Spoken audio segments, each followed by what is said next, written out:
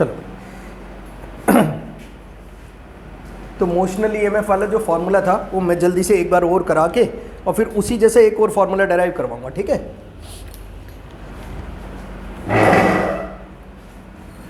मैंने ये motional EMF का डेरिवेशन कैसे करवाया था फिर से एक बार देख लेते हैं। ये हमारे पास मैग्नेटिक फील्ड हो गया, ठीक है। मैग्नेटिक फील्ड जो है अगर हमने क्रॉस क्रॉस बनाया तो इसका मतलब मैग्नेटिक फील्ड किधर है, इनवर्ड्स, है ना। और अगर वो डॉट डॉट है तो इसका मतलब कैसा है, तो हमने क्रॉस क्रॉस ले लिया यानी इनवर्ड्स है। अच्छा, इस डेरिवेशन में हम क्या करते हैं कि ना कॉइल को बाहर ले जाता हुआ दिखाते हैं। उसकी वजह क्या है कि अगर बाहर ले जाता हुआ दिखाएंगे तो एरिया धीरे धीरे कम होता चला जाएगा, ठीक है। अभी इतना सारा एरिया मैग्नेटिक फील्ड में है, अगर कॉइल हम बाहर ले गए ऐसे तो जो एरिया है अब सिर्फ इतना हिस्सा रह जाएगा मैग्नेटिक फील्ड में, और पहले कितना था, इतना था, है ना, ज़्यादा था। तो इसका मतलब फाइनल एरिया कम है और इनिशियल एरिया कैसा है, ज़्यादा। तो अगर हम चेंज इन एरिया निकालते हैं, ठीक है, सपोज डी निकालते हैं, तो फाइनल माइनस इनिशियल करोगे, फाइनल छोटा है इनिशियल बड़ा है, तो जो चीज़ आएगी वो कैसी आएगी, नेगेटिव। तो जानबूझ के ऐसा रखा है। उसकी वजह क्या है, जो ईएमएफ का फॉर्मूला होता है वो होता है माइनस d∅dt, ठीक है। और माइनस का साइन लेंज लॉ की वजह से होता है, क्योंकि जो भी ईएमएफ आता है उसकी डायरेक्शन जो होती है वो अपोज करती है। तो यहाँ पर अगर जब हम BA cos थीटा रखेंगे और B कांस्टेंट है, बाहर आ जाएगा, तो D अगर नेगेटिव होगा तो ये नेगेटिव नेगेटिव कैसा हो जाएगा, पॉजिटिव। तो E का एक पॉजिटिव फार्मूला बन जाएगा, है ना, क्योंकि नेगेटिव और पॉजिटिव साइन तो सिर्फ ईएमएफ की डायरेक्शन को ही बताता है। अगर मैग्नीट्यूड निकालना है और हमने -BL भी लिख रखा है तो माइनस साइन बे मतलब कंफ्यूज करेगा, तो इसलिए हमने एक स्पेशल केस लेते हैं जिसमें बाहर जा रहा है। मेरी बात समझा रहे। अब ये जो हमारी कॉइल है इसका कुछ नाम रख लेते हैं, PQRS, ये रख लिया हमने, ठीक है। और इसकी जो QR साइड है उसकी लेंथ ले लेते हैं L, और ये सपोज कर लेते हैं कि ये ना कॉइल बाहर जा रही है तो it moves by distance dx in time dt, ठीक है। तो इन टाइम dt, और इसके बारे में फिर ये लिख भी देते हैं, consider a coil which is moved out of a uniform magnetic field B, ठीक है, विद कांस्टेंट वेलोसिटी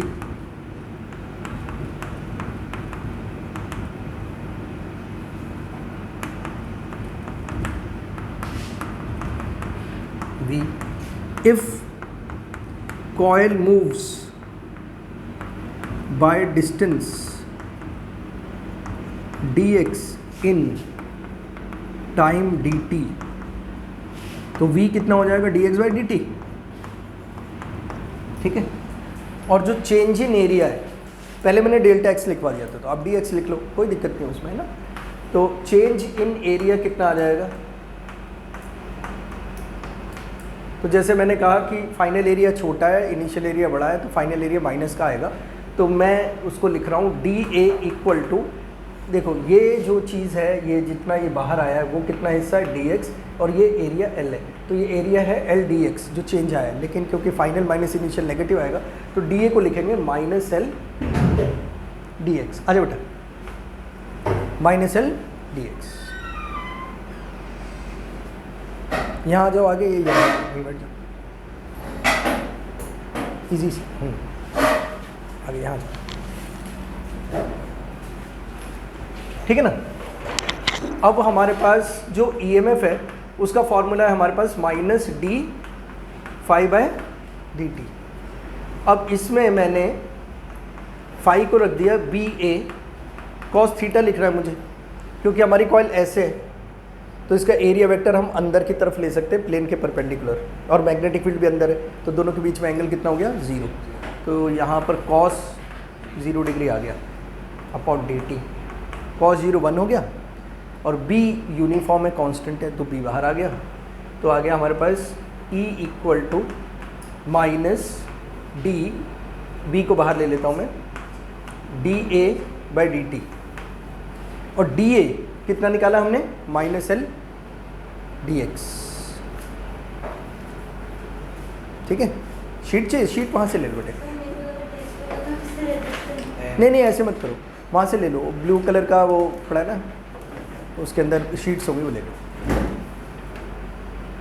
तो E equal to minus B, D A की वैल्यू क्या डाल दी मैंने, minus L D X by D T. तो minus minus कैसे हो गया बेटा, प्लस। तो E इक्वल टू हमारे पास आ चुका है minus B minus L D X by D T, minus minus plus हो गया, और D X by D T क्या बन गया, बी। तो E equal to B L B, बहुत इंपॉर्टेंट फॉर्मूला है बच्चों, CBSE के पॉइंट ऑफ व्यू से भी और कंपटीशन के पॉइंट ऑफ व्यू से भी बहुत क्वेश्चन आते हैं इस पर। तो मैंने पिछली बार ये बता दिया था, एक बार वो रिपीट कर दिया है। ठीक है, एक मैग्नेटिक फील्ड है, उसमें से कॉइल को बाहर ले जा रहे हैं। ठीक है, ये कॉइल है इतनी, यहाँ से यहाँ तक। ठीक है, और इसको मैं शिफ्ट कर रहा हूँ, तो ये dx डिस्टेंस आगे चले गई in time dt, dx in time dt। इसी चीज़ को लिख दिया है, consider a coil which is moved out of A uniform magnetic field B with constant velocity v, if coil moves by distance dx in time dt, तो अब ये से v equal to dx by dt हो गया।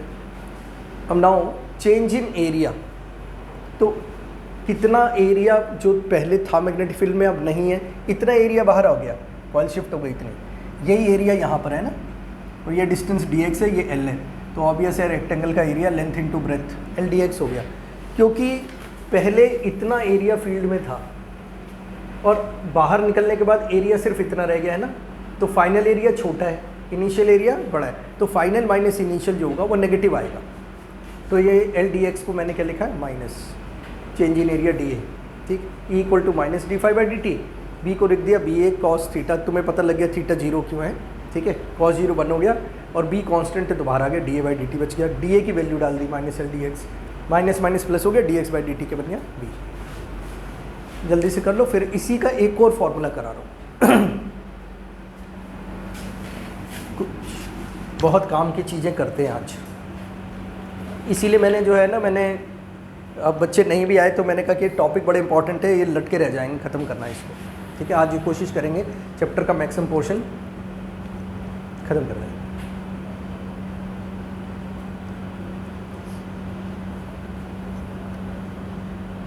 सक्षम क्यों नहीं आया आज?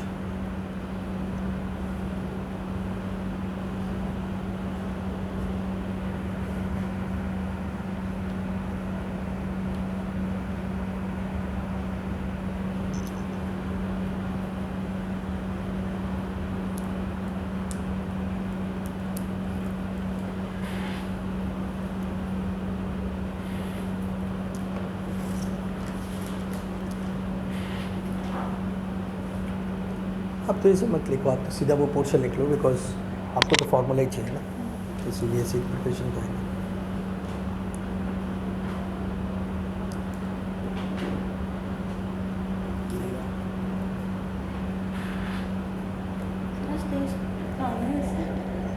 आए नहीं बच्चे तो क्या करें, फ्राइडे को लेंगे।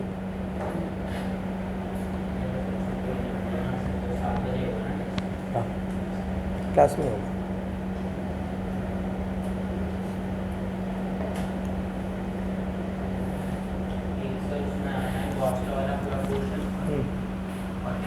कहाँ पर? हाँ, गॉस थ्योरम फर्स्ट ही चैप्टर आना है, इलेक्ट्रिक फील्ड है, फेरेडे, पूरा फर्स्ट चैप्टर।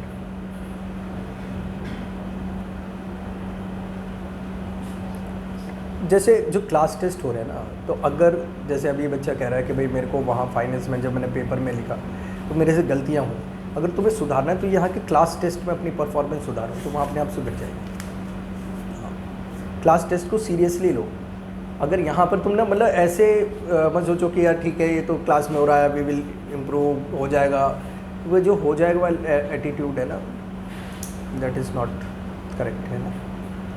जो भी टेस्ट हो उसको सीरियसली लो। तो अब फिर हम ना और भी फर्दर, अब जैसे मान लो सेकंड चैप्टर का हुआ है और आपको लगा कि उसमें उतना अच्छा नहीं किया, फिर ले लेंगे दोबारा।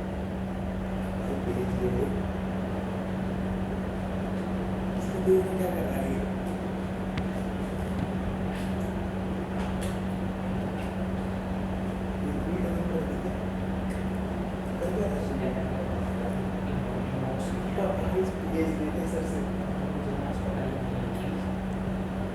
चाहिए?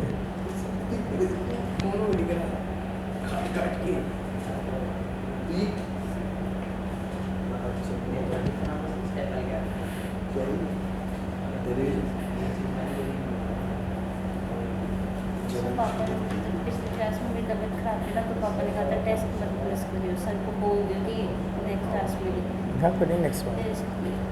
पापा वो वही कहते कि टेस्ट बहुत या मतलब डर खत्म होगा ना। बिल्कुल बिल्कुल बिल्कुल, डर भी ख़त्म होता है, गलतियाँ निकलती हैं।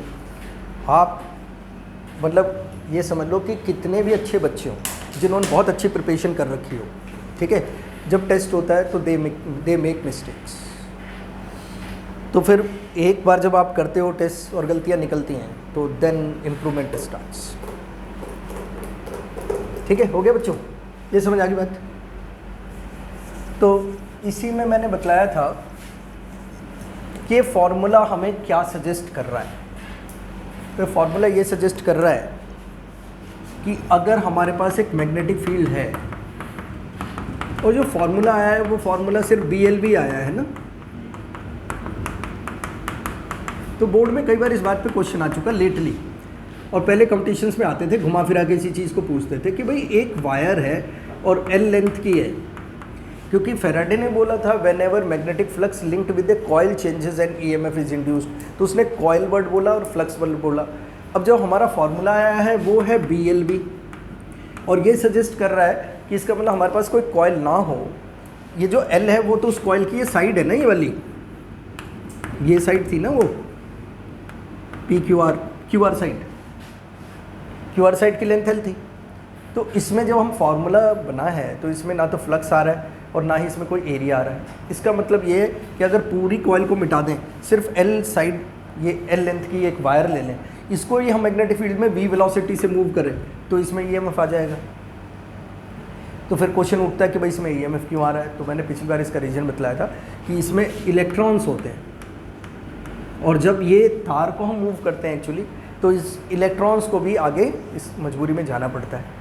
और जब भी चार्ज पार्टिकल मैग्नेटिक फील्ड में मूव करता है तो उस पर फोर्स लगती है, और फोर्स कितनी लगती है वो QVV साइन थीटा, या वेक्टर फॉर्म में देखें तो, और मैंने इसकी डायरेक्शन निकालनी सिखाई थी, है ना। V की डायरेक्शन में, वेलोसिटी की डायरेक्शन में लेफ्ट हैंड की फिंगर्स, ये जो क्रॉस प्रोडक्ट के लिए यूज़ करना है आपने हर जगह, जहाँ पर भी आपके पास क्रॉस प्रोडक्ट हो, A cross B equal to C, उसके लिए आप ये लेफ्ट हैंड रूल यूज़ कर लो। A की डायरेक्शन में पहला वाला A क्रॉस B है ना, तो first vector second vector, first vector की डायरेक्शन में क्या रखनी है, फिंगर्स, दूसरी की तरफ क्या रखना है, और तीसरी जो वेक्टर है वो हमें कहाँ किससे मिलेगा, पाम से। कौन सा हाथ यूज़ करना है, left hand. This law can be use for cross product of vector. तो यहाँ पे क्रॉस प्रोडक्ट है, V क्रॉस B है, तो V है इस तरफ, B है अंदर, रिस्ट को ऐसे टर्न करो कि ये थंब अंदर चला जाए, थंब और फिंगर्स को टर्न नहीं करना, तो पाम किधर आ गई, ऊपर। तो इसका मतलब फोर्स ऊपर लगेगी, लेकिन ये फॉर्मूला जो है पॉजिटिव चार्ज के लिए बना हुआ है, और ये क्या है, इलेक्ट्रॉन्स। तो इन पे जो फोर्स लगेगी वो उल्टी लगेगी, नीचे लगेगी। तो सारे इलेक्ट्रॉन्स पे नीचे की तरफ फोर्स लगेगी, ये इलेक्ट्रॉन्स नीचे माइग्रेट कर जाएंगे, ये एंड क्या हो जाएगा, नेगेटिव, और ये पॉजिटिव। जब इलेक्ट्रॉन नीचे माइग्रेट करेंगे तो करंट ऊपर की तरफ जाएगा, और इस करंट को कहेंगे इंड्यूस्ड करंट। क्या कहेंगे, this is not the current which is flowing due to an external source, instead it is the current which is making the wire an external source.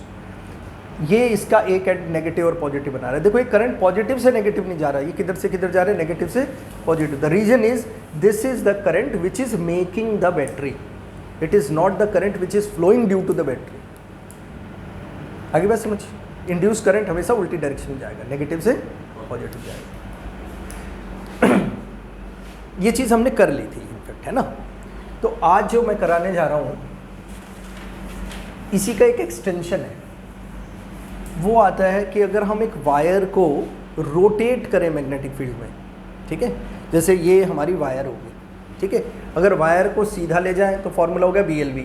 मान लो एक मैग्नेटिक फील्ड है वैसे ही जैसा board के अंदर जा रहा है, और मैं इसको ना वायर को ऐसे सीधा मूव नहीं कर रहा, मैं ऐसे घुमा रहा हूँ इसको, ठीक है। तो इसके एंड्स के अक्रॉस क्या EMF आएगा, ठीक है। तो पहले हेडिंग डाल लेते हैं, फिर इस चीज़ को हम समझ लेंगे। जैसे ये वायर है ना, ये इसको हम ऐसे घुमा रहे हैं यूँ, ठीक है, और ये मैग्नेटिक फील्ड, ठीक है। तो हेडिंग डाल लेते हैं, पहले क्या है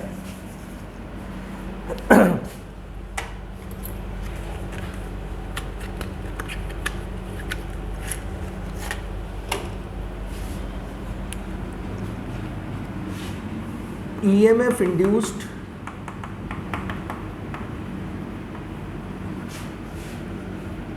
across a conductor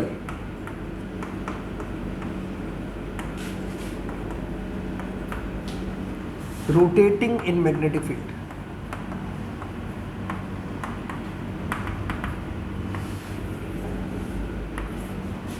EMF induced across a conductor rotating in magnetic field. तो मैग्नेटिक फील्ड ले लेते हैं।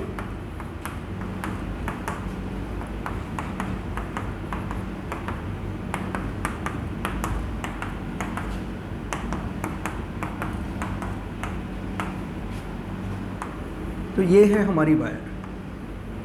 अब ध्यान से समझो, अगर मैं इस वायर को सीधा यूं ले जाऊं, ठीक है, और जब भी EMF इंड्यूस होगा वो तभी होगा जब जो वायर है वो मैग्नेटिक फील्ड लाइंस को कट करेगी, ठीक है। व्हाट आई मीन टू से, जैसे कि अगर मान लो इसी वायर को मैं सीधा ऐसे मूव करूं, ऐसे मूव करूं, तो जो मैग्नेटिक फील्ड लाइन है वो ऐसे है ना, यूं है ना, यूं है मैग्नेटिक फील्ड लाइंस, ठीक है। तो अगर ये ऊपर जाता है तो ये मैग्नेटिक फील्ड लाइन को कट करता है, और नीचे जाता है तो नीचे वाली मैग्नेटिक फील्ड लाइन को कट करता है। अगर ये ऐसे मूव कर जाता है तो मैग्नेटिक फील्ड लाइन को कट करता है नहीं, तो ऐसे में इसमें कोई EMF इंड्यूस नहीं, ठीक है। मेरी बात समझ आ रही है। अगर मैं इसको ऐसे मूव कर लूँ आगे तो भी इसमें कोई EMF इंड्यूस नहीं होगा, ठीक है। यहाँ लिख देता हूँ, EMF will only be induced if the conductor cuts magnetic field line। समझ आ गई बात बच्चों? मैग्नेटिक फील्ड लाइन कट नहीं होंगी तो कोई EMF इंड्यूस नहीं होगा।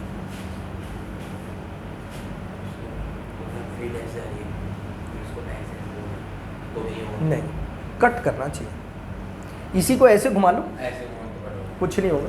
इसको ऐसे घुमाएंगे वो ऐसे घुमाएंगे। हाँ, ऐसे घुमाएंगे तो होगा, कट होगा।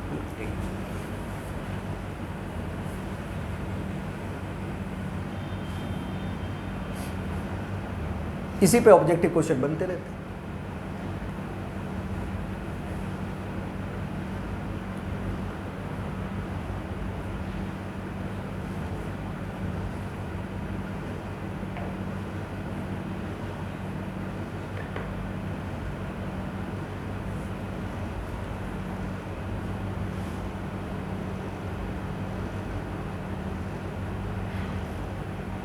आगे बच्चों समझ। अब अगर हम इसको ऊपर मूव करते, ठीक है, v वेलोसिटी से, तो EMF कितना आ जाता? BLV आता ना, ठीक है। अच्छा, रोटेशन में आपको ये बात पता है, अगर मान लो कोई एक रॉड रोटेट कर रही है इस एंड के अबाउट, ऐसे रोटेट कर रही है, ठीक है, तो मैंने इसका ये सेगमेंट ले लिया, तो मैं ये देखूं कि ये कितनी देर में पूरा एक चक्कर लगा के आया, ठीक है। तो ये घूम के आया, इसने 360 का एंगल कवर किया और उसे 5 सेकंड में किया, ठीक है। अब ज़रा इस सेगमेंट की बात करते हैं। तो जिस वक्त ये घूम के अपनी जगह वापस आया होगा, क्या उसी टाइम पे घूम के आएगा या थोड़ी देर में आएगा? उसी टाइम पे आएगा। यानी इसने भी 360 का एंगल कवर किया इन द सेम टाइम। इसका मतलब दोनों की एंगुलर वेलोसिटी सेम है ना, दोनों का angle covered per unit time क्या है? सेम। लेकिन इसने इतना डिस्टेंस कवर किया है सेम 5 सेकंड्स में, और इसने इतना डिस्टेंस कवर किया है, तो दोनों की लीनियर स्पीड अलग अलग है, ठीक है। हरी बात समझ। और इसके बीच में मैंने रिलेशन बतलाया था कि मान लो ये यहाँ से घूम के और इतना पोर्शन कवर करता है, ये आर्क इसने कवर किया है ना, और ये थीटा कवर किया है, टी टाइम में, तो एंगुलर वेलोसिटी हो गई थीटा बाय टी, जबकि लीनियर स्पीड हो गई आर अपॉन टाइम, है ना। और आपको पता है थीटा इक्वल टू क्या होता है, आर्क अपॉन रेडियस। तो आर्क कितनी होगी बेटा, थीटा इंटू रेडियस। तो इसकी जगह मैं डाल देता हूँ थीटा इंटू, ठीक है। और थीटा बाय टी क्या हो गया, ओमेगा। तो v इक्वल टू क्या होता है ना। तो r कौन सा डिस्टेंस है, ये नहीं है कि पूरी लेंथ लेनी है, जो सर्कल हमने कंसीडर किया उतना ही लेना है ना। यानी इसकी स्पीड जो है, एंगुलर स्पीड अगर इसकी ओमेगा है, तो इस पार्टिकल की या इस पोर्शन की लीनियर स्पीड क्या होगी, v equal to R omega, जिसमें r ये होगा। और जो इसके लिए लोगे तो फिर यहाँ से यहाँ तक कार लेना पड़ेगा। आगे बात समझ। ये इतना इंपॉर्टेंट पॉइंट है कि बार बार काम आता है और बच्चे भूल जाते हैं, तो इसको एक बार लिख लो और वहाँ पर लिख लो। ये बहुत ही इम्पॉर्टेंट है, वेरी वेरी इंपॉर्टेंट पॉइंट। और मैंने तो बार बार ये देखा, जिसको इंपॉर्टेंट बता बता के बताओ वही बच्चा भूलता है। आलतू फालतू चीज़ें बहुत याद रहती हैं। को बेटा इस पे ध्यान देना। बच्चा कहता है अच्छा सर, अब देखो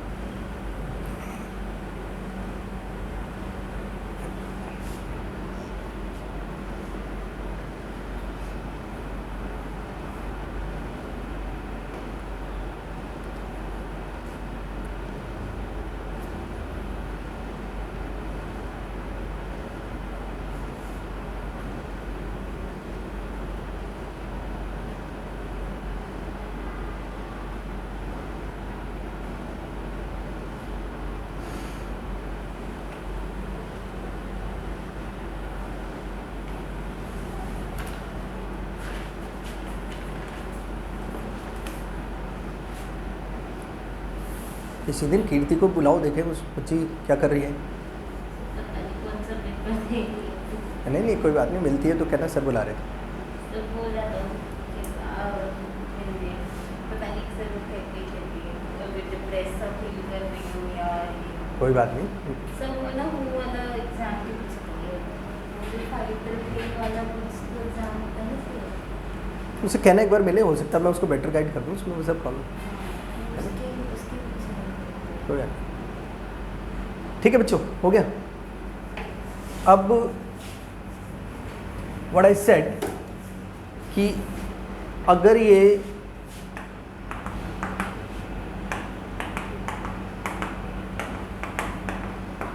ऐसे मूव करे तो इसका हर एक पार्ट सेम वेलोसिटी v से ऊपर जाएगा, लेकिन अगर ये रोटेट करे तो ऐसा नहीं होगा फिर, है ना।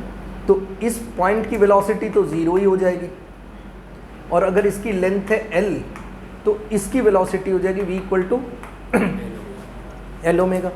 तो इसका मतलब इस पूरी रॉड के अलग अलग पोर्शंस का जो v है, बी एल वी का v, वो क्या है, अलग अलग है।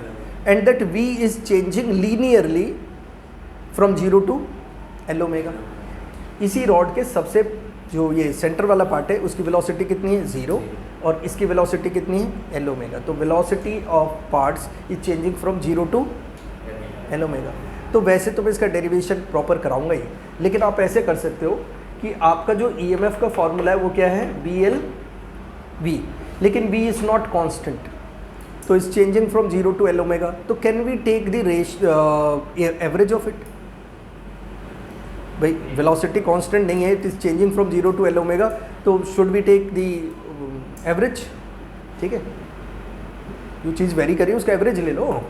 तो E इक्वल टू कितना हो गया, B L 0 plus L omega by average हो गया। तो फॉर्मूला क्या हो गया फिर, यही फॉर्मूला है। तो अगर कोई कहता है कि a rod is rotating with some angular velocity and the length of the rod is this, magnetic field this, तो उसके एंड्स के अक्रॉस ये मैं बताओ, बस हो गया काम, B L square omega by 2। अब तुम्हें पता है ओमेगा सीधा सीधा नहीं देते, वो ये नहीं कहते 10 रेडियन पर सेकंड से घूम रहा है, वो कहेगा इट इज़ मेकिंग दिस सम से 240 रेवोल्यूशन इन 1 मिनट। तो उसका जो फ्रिक्वेंसी है वो दे रखी है 240 RPM। तो मैंने आपको इसको बतलाया था कि सबसे पहले RPM को RPS बनाओ, तो इसको 240 से 60 से डिवाइड कर दो, तो ये हो जाएगा 4 RPS रेवोल्यूशन पर सेकेंड। और फिर ओमेगा निकालने के लिए भी यूज़ 2 पाई न्यू, तो omega equal to 2 pi into 4, that will be, उसको यहाँ यूज़ करेंगे, लेंथ दे रखी होगी, बस हो जाएगा। इतना करना पड़ता है क्वेश्चन, ठीक है। ये रफली उतार लो, फिर मैं इसका एक जो अगर CBSE में डेरिवेशन आए तो कैसे करके दिखाएंगे वो तरीका भी बता देता हूँ, पर फॉर्मूला याद रह जाए इसके लिए ये वाला तरीका कामयाब है। कोई दिक्कत तो नहीं, समझ आ गई ना बात। जो जिस एंड के अबाउट रॉड घूमेगी, ठीक है, उसकी वेलोसिटी क्या होगी 0, और जो दूसरा एंड होगा उसकी वेलोसिटी क्या होगी L omega. Since velocity changing from 0 to L omega we have taken the average. Integration करके ही तो कराऊंगा प्रॉपर। डेरिवेशन होगा वो तो छोटा रास्ता है।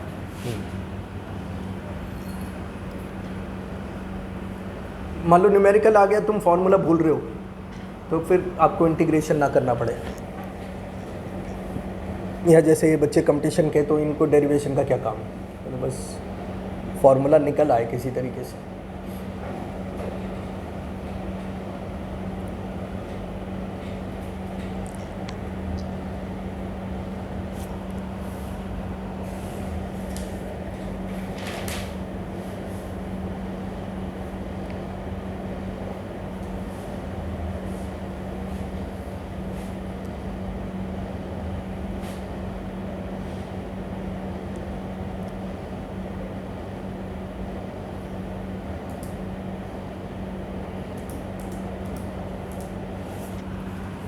अब इसको अगर पूरा डेरिवेशन की शक्ल में करना हो आपको कि भाई बोर्ड में आ गया आप कैसे करें, तो उसके लिए मैं बता देता हूँ। उसको इंटीग्रेशन के तरीके से कर देंगे हम। उसमें क्या करना, ये रॉड ले लिया हमने, है ना, ठीक है, और इसका एक छोटा सा हिस्सा ले लिया जिसके अक्रॉस EMF निकालना है, और वो हिस्सा ले लिया कितना dx, और ये सेंटर से कितना दूर ले लिया हमने x डिस्टेंस दूर ले लिया। आगे बस समझ, एक छोटा सा हिस्सा रॉड का ले लेना है, पूरी रॉड की लेंथ जो है वो L है, ठीक है, x डिस्टेंस पे हमने एक छोटा सा पार्ट ले लिया dx, ठीक है, and it is rotating with angular velocity omega. तो वो कहानी लिख सकते हो, consider a rod of length rotating in a uniform magnetic field B with constant angular velocity omega. Consider an element of this rod of length dx at a distance of x। ये लिखूँ या बात बन गई, ठीक है। तो यहाँ से शुरू होता है EMF अक्रॉस dx। तो dx एक छोटा सा एलिमेंट है, तो उसके अक्रॉस जो EMF आएगा वो भी छोटा आएगा, तो हम लिख लेंगे उसको DE। DE will be equal to B, और जो L होता है वो कंडक्टर की लेंथ होती है, तो ये कंडक्टर की लेंथ इसमें जिसके अक्रॉस EMF निकाल रहे हो वो dx है, तो क्या आ जाएगा dx BL, ठीक है। और V is the velocity of dx, ठीक है। लेकिन dx की वेलोसिटी होगी कितनी एंगुलर वेलोसिटी के टर्म्स में, x omega, M R right और नॉट, एक्स आर होती है ना, आर ओमेगा। अब इंटीग्रेशन कर दो, इंटीग्रेटिंग बोथ साइड्स, तो डी का क्या हो गया E, B omega constant, x dx का इंटीग्रेशन फ्रॉम 0 to L, या कैपिटल L जो भी लिखना चाहो आप। तो देखो कितना आसान है, x dx का x²/2, लिमिट्स डाल दो, L²/2 माइनस 0, तो कितना आ गया बेटा, आगे ना वही वाला फॉर्मूला। बस ये derivation for the sake of derivation of CBSE। अगर डेरिवेशन आ जाए तो ये कर देना, रिजल्ट तो वही है, न्यूमेरिकल तो हो ही जाएगा। एक न्यूमेरिकल BLV पे करा देता हूँ, एक पे न्यूमेरिकल करा देता हूँ, फिर हम आगे के टॉपिक पे बढ़ते हैं। इतना समझ आ गया?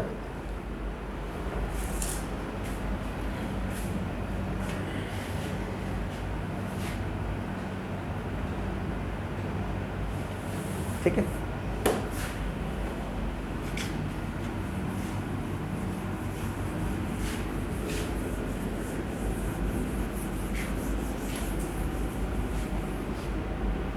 एक न्यूमेरिकल कर रहे हैं BLB पे, तो BLB पे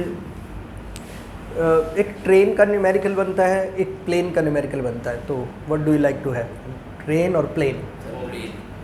प्लेन, प्लेन ले लें।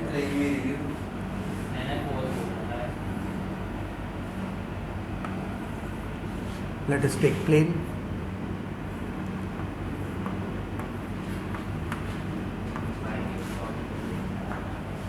ठीक है, तो हमारे पास ना अर्थ जो है उसका मैग्नेटिक फील्ड होता है अर्थ के सराउंडिंग में, जिसकी वजह से हम कंपास में डायरेक्शन भी देख पाते हैं। तो ये हमारी अर्थ है, तो ये इससे पहले वाले चैप्टर का ही पोर्शन है, तो थोड़ा सा समझा देता हूँ। ठीक है, अर्थ जिस एक्सिस के अबाउट घूमती है उसको जियोग्राफिक एक्सिस कहते हैं, जियोग्राफिक एक्सिस।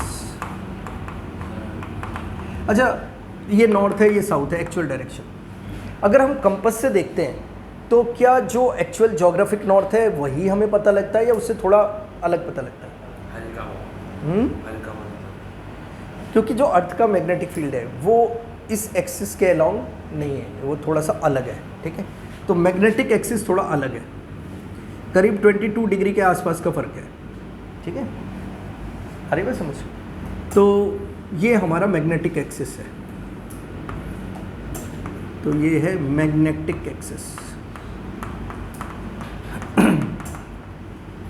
ठीक है, अगर हम कंपास जो होती है हमारे पास, कंपास में जो निडल है उसका एक नॉर्थ पोल होता है और एक साउथ पोल होता है, तो जिस तरफ नॉर्थ होता है, दिखला रहा होता है, वो नॉर्थ डायरेक्शन होती है, साउथ डायरेक्शन होती है?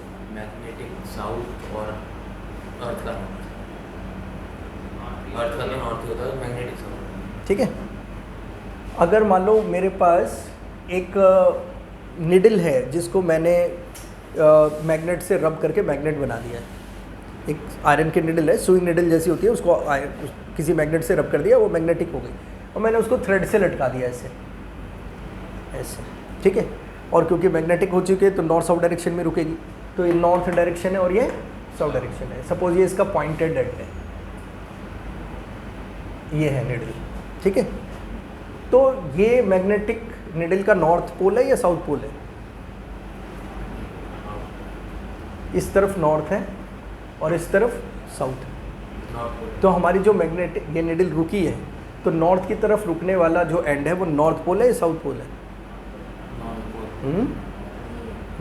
नॉर्थ की तरफ जो रुकता है क्या है? नॉर्थ। और जो साउथ की तरफ रुकता है वो, लेकिन नॉर्थ तो अट्रैक्ट साउथ से होता है, तो हमने एक्चुअली क्या करा है कि हमने अर्थ के मैग्नेट के पोल्स को उल्टा कर दिया है। तो हम कहते हैं जिस तरफ ज्योग्राफिक नॉर्थ है उस तरफ मैग्नेटिक साउथ है, और जिस तरफ ज्योग्राफिक साउथ है, ठीक है, मैग्नेटिक नॉर्थ। हाँ, तो हमारे पास ये मैग्नेटिक नॉर्थ है। तो ऑब्वियस है फिर हमारी निडल साउथ मैग्नेटिक से अट्रैक्ट होगी, इसका मतलब it will give geographic north. और फिर नॉर्थ से जो है मैग्नेटिक फील्ड लाइंस निकल के ऐसे जाती है अर्थ के अराउंड। ठीक है, तो जब भी कोई प्लेन इस तरीके से मूव करेगा कि उसके जो विंग्स हैं वो इन मैग्नेटिक फील्ड लाइन को कट करेंगे, तो उसमें ईएमएफ इंड्यूस हो जाएगा। ठीक है, तो अर्थ का जो मैग्नेटिक फील्ड होता है वो किस तरीके से होता है वो भी समझते हैं, ये तो समझ आ गया आपको। ठीक है, तो हमारी अर्थ तो होती है गोल, लेकिन जो मैग्नेटिक फील्ड जो होता है वो इस शेप का होगा, है ना, ऐसा होगा ना बेटा। उसकी शेप तो थोड़ी सी ऐसी होगी ना, ऐसी। तो अगर मान लो मैंने अर्थ के सेंटर से एक लाइन खींच दी which is along the radius, ठीक है, तो मैं अर्थ की सरफेस पे अगर मैं एक टेंजेंट डालूं तो उसकी डायरेक्शन और ये जो मैग्नेटिक फील्ड लाइन पे टेंजेंट डाली है उनकी डायरेक्शन अलग अलग होगी ना। तो इन दोनों के बीच में कुछ एंगल होता है। पहले तो इस एंगल की बात कर लेते हैं, जो अर्थ के एक्सिस और मैग्नेटिक एक्सिस के बीच में, इसको कहते हैं एंगल ऑफ डिक्लिनेशन। क्या कहते हैं इसको? डिक्लिनेशन। और जो अर्थ का मैग्नेटिक फील्ड है और अर्थ का जो हॉरिजॉन्टल है, जो अर्थ की सरफेस पे टेंजेंट है, ठीक है, वो हॉरिजॉन्टल दे रही है, यानी जैसे जिस फ्लोर पे मैं खड़ा हूँ वो दे रही है वो हॉरिजॉन्टल। तो हॉरिजॉन्टल और अर्थ के मैग्नेटिक फील्ड के बीच में जो एंगल होता है उसको कहते हैं angle of inclination, angle of, या इसका दूसरा नाम है एंगल ऑफ डिप। ठीक है, एंगल ऑफ डिप कहीं पे भी हम हों एक्सेप्ट इक्वेटर, ठीक है, तो हमारा जो अर्थ का मैग्नेटिक फील्ड है या तो वो फ्लोर से ऊपर बाहर की तरफ आ रहा होगा या फ्लोर से वो अंदर जा रहा होगा। यहाँ अगर हम हैं इस स्फीयर में, साउदर्न हेमीस्फीयर में, तो बाहर आ रहा होगा, और नॉर्दर्न हेमीस्फीयर में तो किधर जा रहा होगा, अंदर, क्योंकि मैग्नेटिक फील्ड लाइन ऐसे घूम के ऐसे जा रही है ना। और इक्वेटर पे अगर होंगे हम तो सीधा ही हो जाएगा फिर तो, है ना। तो एंगल ऑफ डिप इक्वेटर पे 0 होता है और पोल पे 90 होगा, पोल पे 90 और इक्वेटर पे 0। और साउदर्न हेमीस्फीयर में magnetic field line will be coming out and northern hemisphere they will be going in. तो अगर सोचो हम इंडिया में गुजरात में हैं, कुछ दिन तो गुजारिए गुजरात में, हम गुजरात में, ठीक है, तो कैन यू टेल मी कि हमारा magnetic field line will be going in और आउट और पैरेलल?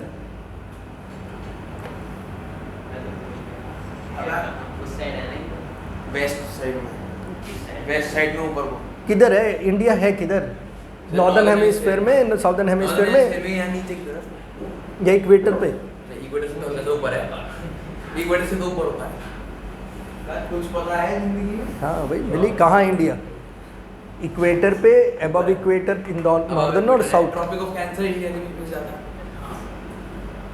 यहाँ है, यहाँ। तो वो जो गुजरात है उसके बीच में से ये जो लाइन गुजरती है, तो अगर हम नॉर्दर्न हेमीस्फीयर में, तो the lines will be dipping in, है ना। जब इधर है इक्वेटर के ऊपर ऊपर ही सामना मामला खत्म हो गया। ऑस्ट्रेलिया में कोई पूछेगा तो they will be moving out, ठीक है। कोई साउथ अफ्रीका में पूछेगा तो पैरेलल, है ना। सामने वाइट भालू खड़ा हुआ है तो इसका मतलब जस्ट इन, ठीक है। अगर तुम नॉर्थ पोल पे कंपास लेके खड़े हो जाओ, घुमा मोटर है क्या वो, मतलब वो कहीं पे भी रोक दोगे वहीं रुक जाएगा, क्योंकि नॉर्थ पोल तो किधर है, नीचे। घूमता क्यों रहेगा यार, मेरे को एक बात बोला, वो ढूंढेगा थोड़ा ना नॉर्थ पोल को। हल्का सा भी इधर उधर नॉर्थ पोल इधर उधर घूमता है। मेरे पास ये निडल है जो इसका ये हिस्सा नॉर्थ पोल की तरफ जाना चाहता है, और मैं नॉर्थ पोल पे ही खड़ा हूँ, तो या तो निडल को ऐसे होने का मौका मिल जाए, और वो ऐसे हो नहीं सकती क्योंकि कंपास में वो इधर टिकी हुई है। अब उसको आपने ऐसे छोड़ दी तो ऐसी रुकी हुई है, क्या करें, क्या करें? ऐसे छोड़ दिया, ऐसे छोड़ दिया, क्योंकि नॉर्थ तो कहीं है ही नहीं। मतलब ये जो चीज़ है ना, ये तुमने कल्पना की है कि नॉर्थ पोल पे चली जाएगी तो ऐसे से घूमेगी, नॉर्थ किधर, नॉर्थ किधर, नॉर्थ किधर।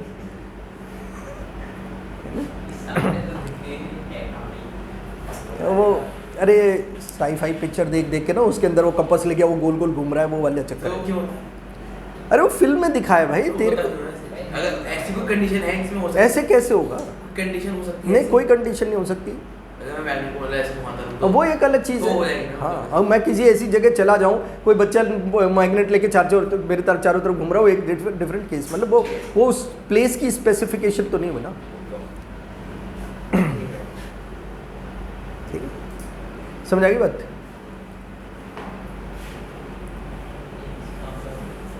ये अभी पता चलेगा किसका मतलब, अभी सर बताएंगे भाई।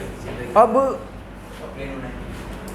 हमारे पास ये अर्थ है, ठीक है, और सपोज प्लेन यहाँ कहीं उड़ रहा है, और हमारा जो अर्थ का मैग्नेटिक फील्ड है वो या तो बाहर जा रहा है या अंदर जा रहा है, ठीक है।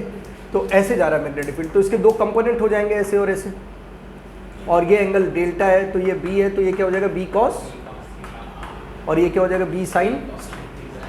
तो बेटा जब प्लेन चलेगा तो उसके जो विंग्स हैं वो इसको नहीं काटेंगे, इसके तो पैरेलल जाएंगे, काटेंगे किसको, बी साइन डेल्टा। तो अगर ये फॉर्मूला हमें लगाना है E = BLV, तो B की जगह आएगा B sine delta. Delta is angle of dip. बात समझ आ गई? ठीक है, तो चलो एक क्वेश्चन इसी खुशी में कर लेते हैं। तो अ plane is moving with 720 km/h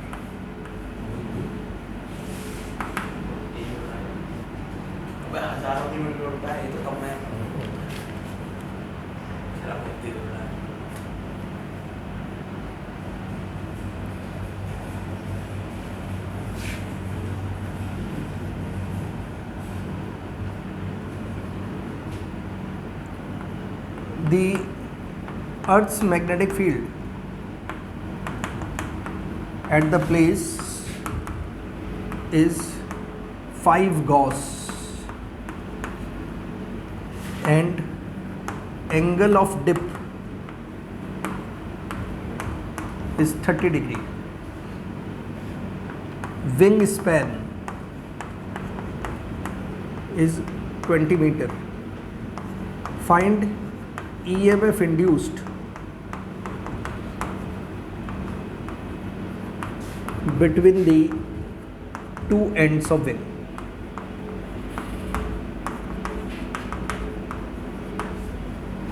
ठीक है, E इक्वल टू BLV. मैंने कहा था आपको इसमें वर्टिकल कंपोनेंट लेना पड़ेगा. 5 गॉस को टेस्ला में कैसे कन्वर्ट करते हैं? 1 गॉस इज 10⁻⁻4 टेस्ला. ठीक है, तो 10⁻⁻4 ये तो हमारा मैग्नेटिक फील्ड हो गया, और L जो है वो हो गया 20 मीटर. हाँ, और साइन थीटा भी ले, साइन 30. ये पूरा B बना भी, ये 20 और 720 किलोमीटर पर आवर को 5/18 से मल्टीप्लाई करके मीटर पर सेकेंड में चेंज कर दो तो ये हो गया 200.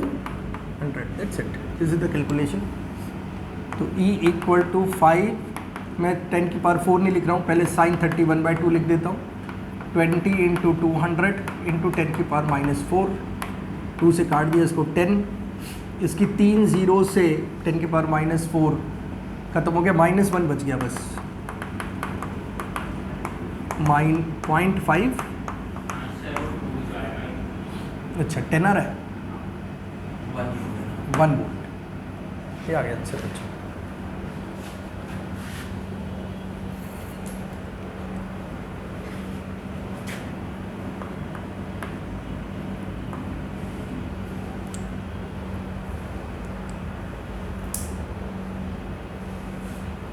कोई दिक्कत किसी को? तो ये जो हमने BLV पढ़ा उस पर एक क्वेश्चन देख लिया. अब एक क्वेश्चन देख रहे थे BL² ω/2 के. फिर करते हैं सेल्फ इंडक्शन और mutual induction, and that will finish chapter 2.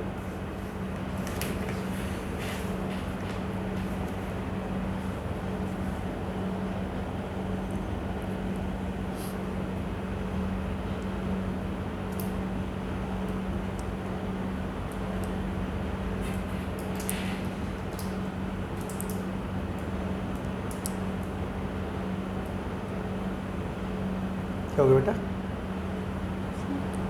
Sir ये साइन 30 वाला क्यों लिखा है? एक बार दोबारा बताना. जो मैग्नेटिक फील्ड है ना अर्थ का, ठीक है, वो जैसे हमारा हम इसी से हमारे छत के ऊपर से जा रहा है प्लेन.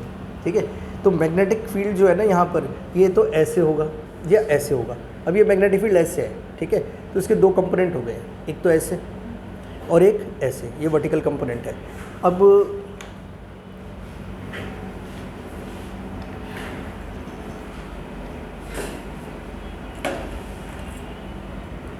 ये है हमारा प्लेन, ये प्लेन ऐसे जा रहा है और इसके विंग्स के अक्रॉस EMF पूछा है. ठीक है, तो ये जिन मैग्नेटिक फील्ड लाइन को काटेगा वही लेंगे ना. तो एक मैग्नेटिक फील्ड जो हमारा मैग्नेटिक फील्ड था ऐसे था या ऐसे था, तो एक तो हॉरिजॉन्टल कंपोनेंट हो गया ऐसे. तो ऐसे वाले को तो काट ही नहीं सकता, फिर किसको काटेगा? जो ऐसे. अब समझ आ गई बात? इसलिए वर्टिकल कंपोनेंट लिया. ठीक है, समझ आ गई भाई? ये रहा प्लेन है ना, ये प्लेन है ऐसे, यूँ. जब ये ऐसे जाएगा तो किसको काटेगा? हमारा जो मैग्नेटिक फील्ड है वो ऐसे है और उसके हैं 2 कंपोनेंट ऐसे और ऐसे. तो ये है डेल्टा, ये है B, और ये क्या है हमारा B cos डेल्टा, और ये क्या है? मैंने अभी कहा EMF तभी इंड्यूस होगा जब मैग्नेटिक फील्ड लाइंस कटेंगी. तो अब बताओ, ये वाली चीज़ ही कटेगी है ना, ये वाली नहीं कटने वाली है. ठीक है, लेकिन अगर कोई कहे कि हमारे पास एक ऐसा प्लेन है जो वर्टिकल टेक ऑफ कर सकता है, मतलब ऐसे नहीं, ऐसे नहीं, यूं उड़ रहा है सीधा ही. ठीक है, तो कॉस कंपोनेंट कटेगा. ठीक है, तो फिर साइन नहीं लेंगे, ऐसे जाएगा ना यूं, तो इसका विंग फिर किसको काटेगा? इसको काटेगा. ये ऐसे है ना B cos डेल्टा, ऐसे ऐसे कटेगा. ठीक है, नहीं, प्लेन होता है उस जो वर्टिकली उड़ सकता है, उस टेक्नोलॉजी को कहते हैं VTOL, vertical take off and landing. ठीक है, ऐसा ये होता है बेटा। हाँ, ऐसा VTOL एक टेक्नोलॉजी पे बेस्ड प्लेन होते हैं। एक प्लेन था जिसका नाम था सी हैरियर, तो ये प्लेन सीधा टेक ऑफ कर सकता था क्योंकि इसके जो इंजन्स थे ना वो यूं नीचे हो जाते थे, तो इसको रनवे की जरूरत। रॉकेट क्या कर रहा था? रॉकेट में विंग्स नहीं है ना, हाँ, मतलब से ही उड़ जाएगा। रॉकेट में विंग्स नहीं है, हम प्लेन की बात कर रहे हैं। तो प्लेन के जो मतलब जो इंजन होते हैं ना, यहाँ इसके नीचे इंजन्स होते हैं ना, हाँ, तो वो इंजन टर्न कर जाते थे, तो वो वर्टिकल टेक ऑफ कर जाता था। इस पे ब्रिटिश आर्मी के पास था ये सी हैरियर, अभी उन्होंने ख़त्म कर दिए। हाँ, उनको मतलब इसकी ज़्यादा यूटिलिटी नहीं लगी।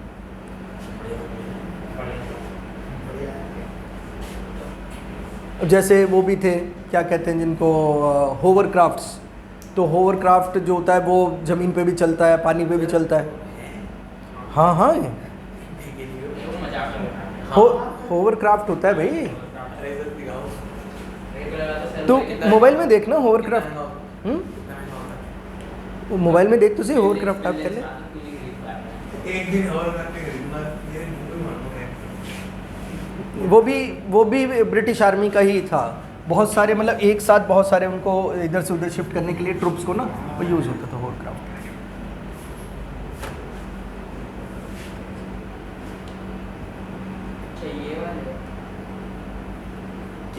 हाँ, बड़ा सा एक पंखा लगा होता है, बोट टाइप की चीज़ होती है वो। ये तो देखा है। हाँ, तो ये हवा थोड़ी ना कर रहा है। हाँ, ये हवा थोड़ी ना कर रहा है। हवा क्या कर रहा है मतलब? हवा नहीं कर रहा है तो। होवर करता है बेटा, ये हावरिंग का मतलब होता है ये सरफेस से हमेशा ऊपर रहता है। हाँ, ऊपर रहता है। ये ज़मीन पे भी तो इसीलिए चल पाता है, वरना तो जो तो उसकी रबर है वो फट जाएगी घिस के सड़क से। ज़मीन पे उड़ जाने का कारण ही यही है इसका। ठीक है, ओके बच्चों, तो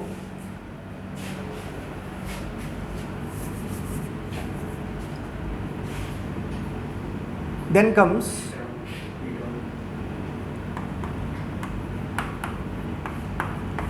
ये वाला फॉर्मूला, इस पे बेस क्वेश्चन करते हैं। तो लिखो अ बाइसिकल व्हील, हाँ, a bicycle wheel is rotating, bicycle wheel is rotating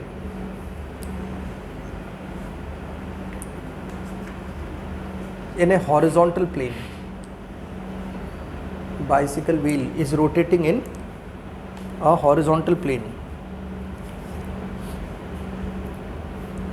with making with मत लिखो making 120 revolutions per minute, making 120 revolution per minute. The radius is 50 centimeter and it has 50 spokes. It has 50 spokes. The vertical component of magnetic field is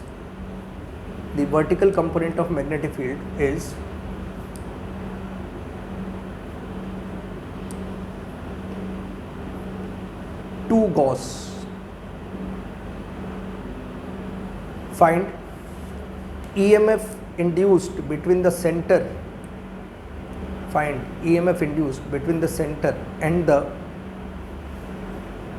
rim, RIM. Between center and the rim. Question ये कह रहा है कि हमारे पास एक bicycle का wheel है जिसकी जो रेडियस है वो 50 सेंटीमीटर है और वो घूम रहा है 120 RPM से, ठीक है, और इसके 50 स्पोक्स है, ऐसे है ना, ठीक। तो इसके सेंटर और इसके बीच में हमें EMF बताना है और जो वर्टिकल कंपोनेंट है वही सीधा दे रखा है, कितना, 2 Gauss। तो हमारे पास फॉर्मूला लग जाएगा E = BL² ω/2। मैंने सबसे पहले का ओमेगा निकालना है, तो पहले तो न्यू आरपीएम में दे रखा है 120 आरपीएम कन्वर्टेड है ना, 120 डिवाइडेड बाय 60 2 आरपीएस। ओमेगा निकाल लो फिर 4 बी कितना है 2 गॉस 2 इंटू, इसको कुछ भी साइन थीटा वगैरह लेना है, वर्टिकल कंपोनेंट सीधा ही दे रखा है। एल 50 सेंटीमीटर, मीटर में कन्वर्ट कर हाफ ऑफ द मीटर हो गया, हाफ ऑफ द मीटर 1/4 लिख दूँ सीधा, omega 4π/2 this answer. Pi into 10 power -4 3.14 into 10 power -4 volt. इसको 50 जो स्पोक्स है उसका इसमें कोई रोल नहीं है, ठीक है, no role of number of spokes. तो ये नहीं कि 50 से लास्ट में मल्टीप्लाई कर दिया, ईएमएफ तो बढ़ जाएगा, नंबर कट जाएंगे, ठीक है, क्योंकि ये सारे पैरेलल में है। किसमें? पैरेलल। देखो इसका ये एंड और इसका ये एंड कॉमन है, और इसका ये एंड और ये एंड भी क्या है? कॉमन है। तो सब पैरेलल में। पैरेलल में पोटेंशियल डिफरेंस कैसा होता है? सेम होता है।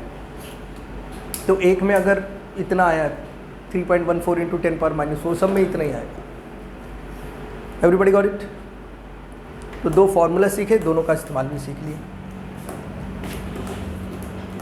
चलिए भाई, रब कर दूं?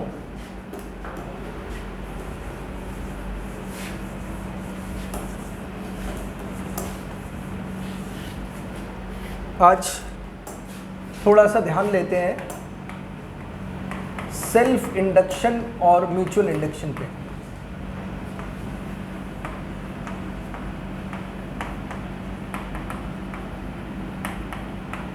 बड़े अच्छे टॉपिक, सेल्फ इंडक्शन और म्यूचुअल इंडक्शन, ठीक है।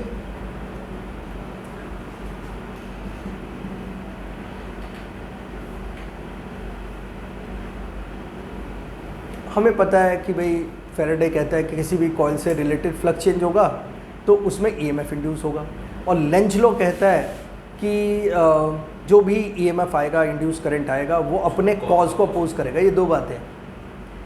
अब मान लो मेरे पास एक कॉइल है, सोलेनॉइड है, ठीक है, और मैं इसके पास नॉर्थ पोल ला रहा हूँ, तो इससे रिलेटेड फ्लक्स चेंज हो रहा है, और ये चाहेगा कि नॉर्थ पोल इसके पास ना आए, तो इसको फेस करने वाला ये वाला जो टर्न है इसमें एंटी क्लॉकवाइज, नहीं नॉर्थ बन जाएगा, नॉर्थ को पास आने से रोकता है ना, तो इसमें एंटी क्लॉकवाइज करंट आ जाएगा।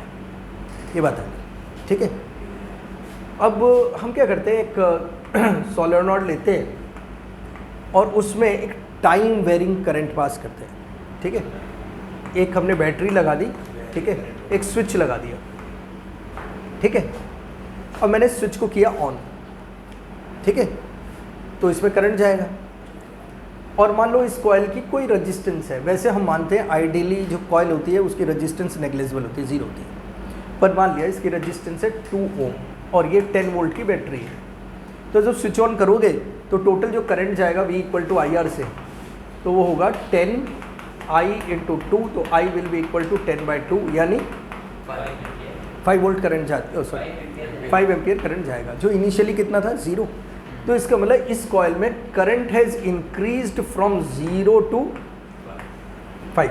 As we switch on the current increases from 0 to 5। The magnetic field inside the solenoid is μ0 Ni। if current is changing the magnetic field will change, और मैग्नेटिक फील्ड ये है, magnetic field line हर एक turn में से गुजर रही है, और उन्हीं मैग्नेटिक फील्ड लाइंस को हम फ्लक्स कहते हैं। तो इसका मतलब if I changes V will change and simultaneously phi will change.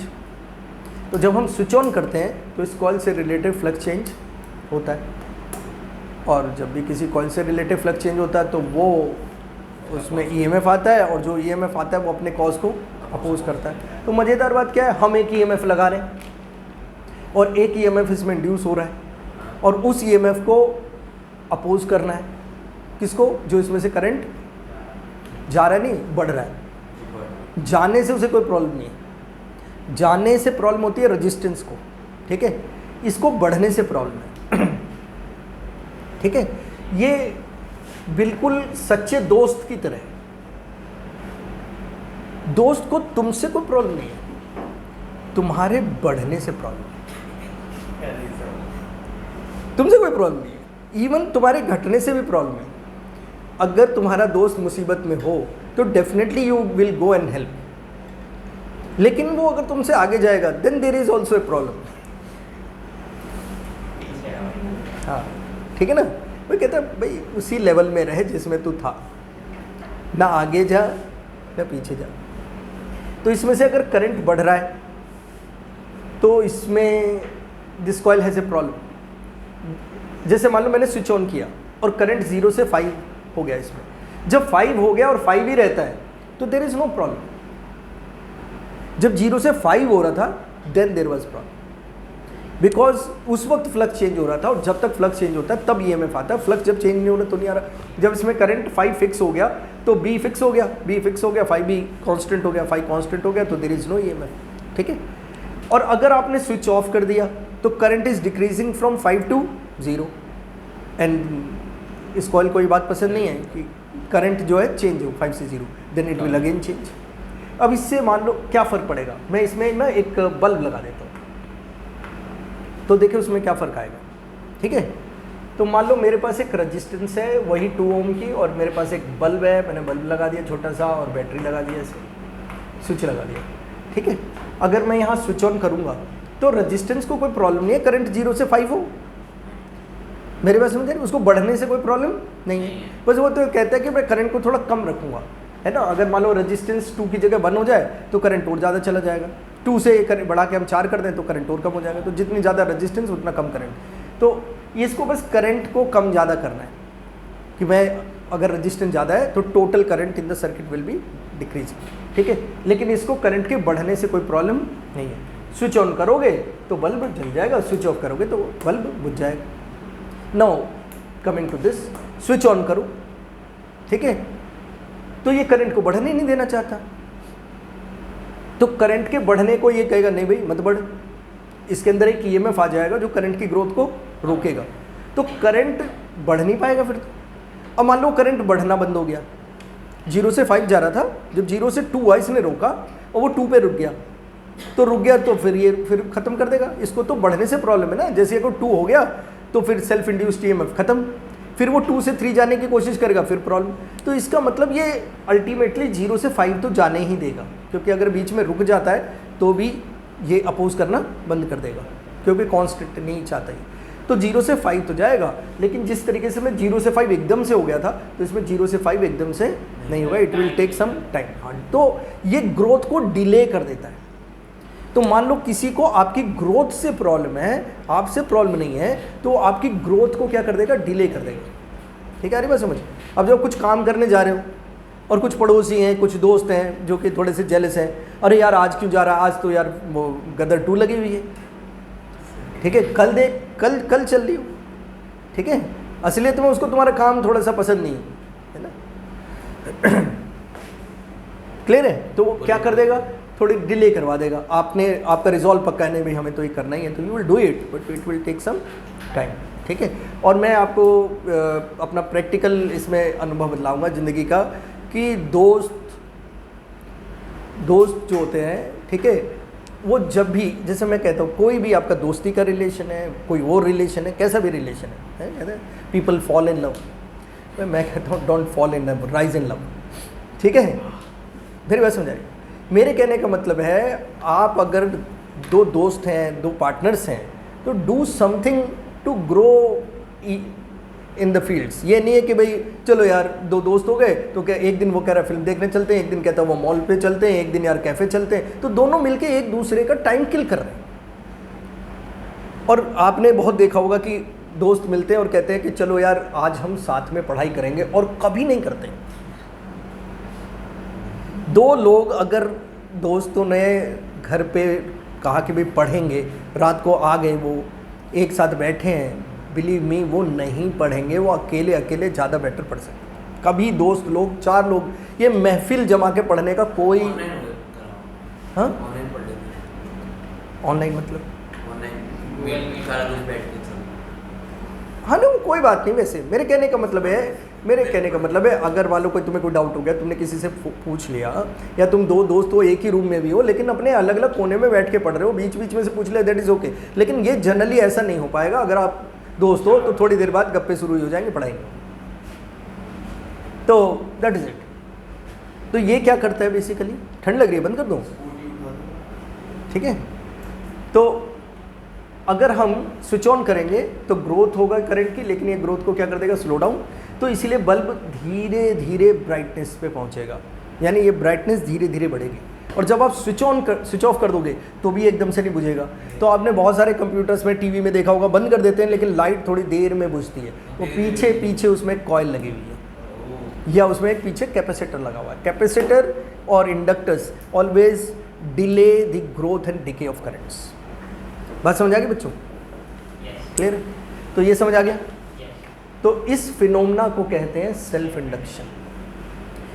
Self induction, अपने अंदर ही एक ऐसा ईएमएफ इंड्यूस कर लेना कि अपने अंदर ही जाने वाले करंट की ग्रोथ या डिके, दूसरा थोड़ा ना कोई कर रहा है, इसी में से करंट जाना है। और ये अपने में से जाने वाले करंट को ना तो बढ़ने दे रहा है और ना घटने दे रहा है, दोनों को डिले कर रहा है। तो इसी फिनोमेना को क्या कहते हैं, सेल्फ इंडक्शन। इंडक्शन ये फिनोमेना है, और जिस प्रॉपर्टी की वजह से ऐसा वो कर पाता है इसको सेल्फ इंडक्टेंस कहते हैं। क्या कहते हैं? इंडक्टेंस।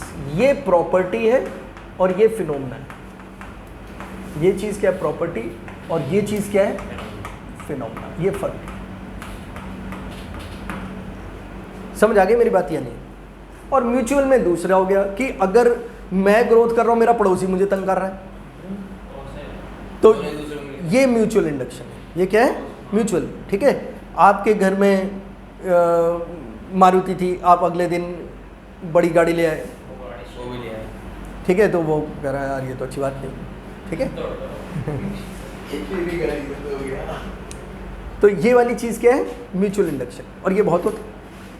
तो अगर हमारे पास एक कॉइल है और दूसरी एक कॉइल है, तो इसमें हमने स्विच लगाया, बल्ब लगाया और बैटरी लगाई, स्विच ऑन किया, इससे रिलेटेड फ्लक्स इससे भी लिंक्ड हो गया, ठीक है। मैग्नेटिक फील्ड लाइन निकली, इससे भी लिंक्ड हो गई, ठीक है।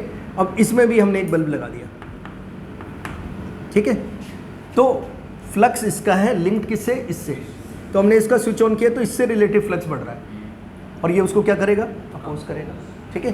तो इसमें जो बल्ब जलेगा, देखो इसमें कोई बैटरी नहीं लगाई, हाँ, इससे रिलेटेड फ्लक्स चेंज हो रहा है, और जब फ्लक्स बढ़ता है तो उसको वो अपोज करता है, तो धीरे धीरे वो ग्लो करता है, फिर बुझता है। तो इसमें जो चेंज आ रहा है इसकी वजह से उसको क्या कहेंगे, म्यूचुअल इंडक्शन, है ना।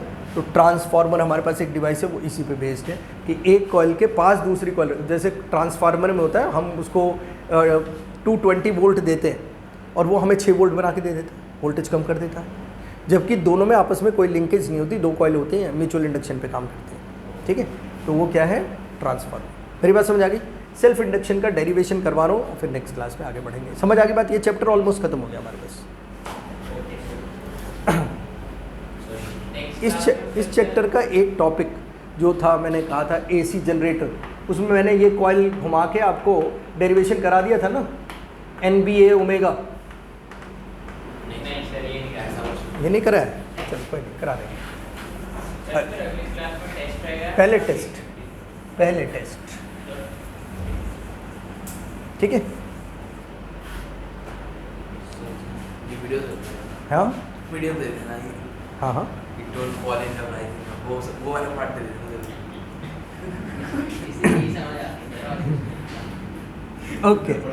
ओके बच्चों, एनीवे, तो सेल्फ इंडक्शन का डेरिवेशन कर लेते हैं।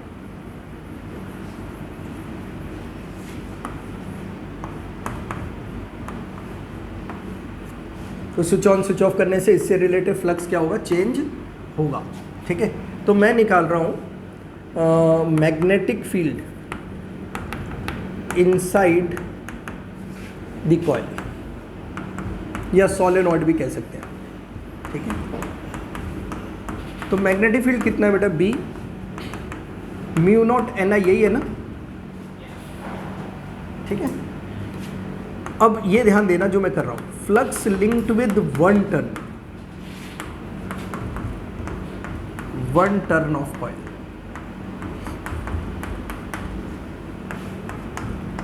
तो 1 टर्न का एरिया ले लिया ए, तो कितना हो गया बी ए, तो म्यू नॉट एन आई ए। ठीक है, जो लाइंस इसमें से जा रही हैं वही अगले में से जा रही हैं, वो समय से जा रही हैं। ठीक है, तो टोटल फ्लक्स जो होगा वो इसके टोटल टन से मल्टीप्लाई करके आएगा। ठीक है, टोटल टन्स कैसे निकलेंगे, मान लो इसकी लेंथ है एल और एन जो होता है तुम्हें पता है number of turns per unit length होता है, तो टोटल टन्स कितने हो गए, एन एल है ना, तो टोटल फ्लक्स कितना हो गया linked with coil, N L से मल्टीप्लाई कर दो राइट, ये 1 टन का है ना बेटा, तो phi will be equal to mu naught N I A into N L, तो phi equal to mu naught N square I A L. ठीक है, फाई अगर मैं इस फॉर्मूले से देखूं तो फाई डायरेक्टली प्रोपोर्शनल टू आई है ना, एक्चुअली बी आई के प्रोपोर्शनल है और फाई बी इंटू ए है, तो फाई आई के प्रोपोर्शनल हो ही गया है ना। ठीक है, अगर मैं कांस्टेंट ऑफ प्रोपोर्शनलिटी यहाँ लगा दूँ, उसी को सेल्फ इंडक्टेंस कहते हैं। यही क्या है, सेल्फ इंडक्टेंस। तो मैं लिख रहा हूँ comparing it with phi equal to L I, compare कर दो दोनों से, तो mu naught N square I A L is equal to क्या हो गया एल आई, आई से आई कट गया, तो एल का क्या फॉर्मूला हो गया बेटा, mu naught N square A L. आगे समझ, इसको क्या कहते हैं, सेल्फ इंडक्टेंस।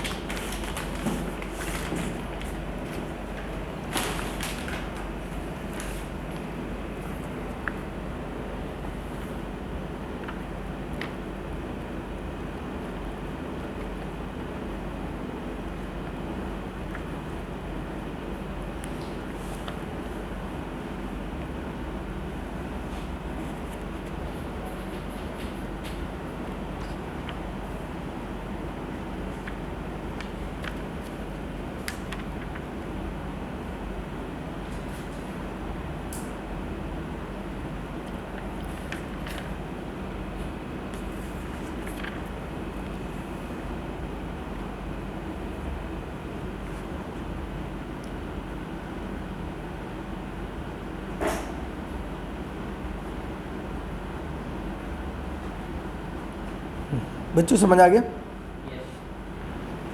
ओके। अगर हम इसको n को, ये number of turns per unit length है ना, इसको अगर मैं कैपिटल N की टर्म्स में लिखना चाहूँ, टोटल टन्स n है, ठीक है, तो n कितना हो गया, n बाय एल, ठीक है, हो गया ना। तो इसको ऐसे भी लिख सकते हो, mu naught N square by L square आएगा ना ऐसे में, एक एल से कट जाएगा, तो ये भी एक फार्मूला है। तो क्या फार्मूला है बच्चों, L equal to mu naught N square A by L.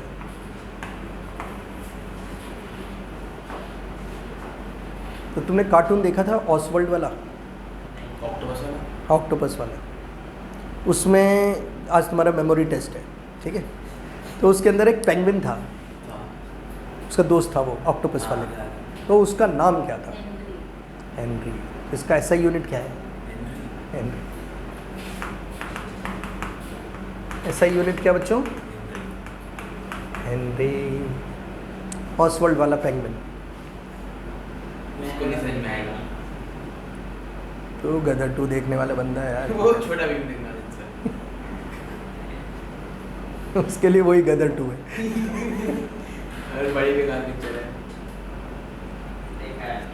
अभी तो कोई एक अबे YouTube पे लिंक करके किसी देखी, मेरी मम्मी ने देख ली, एंडिंग देखने से पहले भगाई भैया मुझ से न चली जा रही। ठीक है। बस कर दिया। नहीं, एक और किसी बैच में एक बच्चे ने छुट्टी कर रखी थी, नहीं आया था लेट शायद वो, तो मैंने बोला कहाँ गया था, तो कह रहा फिल्म देखने में। वो तो बतलाया था, बड़ी अच्छी पिक्चर लगी उसको। d∅dt दोनों साइड डिफ्रेंशिएट कर दो बच्चों, और लगा दो दोनों साइड माइनस का साइन, तो माइनस d∅dt ये हो जाएगा di/dt, और इसको कहेंगे सेल्फ इंड्यूस्ड EMF। क्या कहेंगे इसको? सेल्फ इंड्यूस्ड, यानी इस कॉइल में जो EMF इंड्यूस होगा ना अपोज करने के लिए, उसका ये फार्मूला है। तो 2 फार्मूलाज हो गए हमारे पास, एक तो ये फार्मूला हो गया ये रहा, और एक ये है, बस ये चैप्टर ख़त्म हो गया। और अगली क्लास में टेस्ट के बाद अगर टाइम मिला 15-20 मिनट्स भी, तो I will finish this of, है ना। तो ये सबके पेपर भी आ रहे हैं टर्म, है ना। तो उससे पहले हम, अब ये ख़त्म हो गया तो AC भी 2-3 क्लास का है, तो मेजर ये टॉपिक है, और वो जो आपका मैग्नेटिज्म है और EMF एक क्लास में ख़त्म हो जाए। 3 नंबर का ही है वो, ना 3 नंबर का होता है, ठीक है। अगली बात समझ, मैं उसमें एग्जैक्टली बता दूंगा तुम्हें पेपर में कौन सा क्वेश्चन आएगा, ठीक है। चैप्टर पढ़ा के उसमें बता दूंगा ये वाला क्वेश्चन आएगा बस। नहीं तो क्या दिक्कत है, पेपर से पहले बता दूंगा ना, मना थोड़ा ना कर रहा हूँ, ठीक है। बस तो यहाँ रुक जाते हैं।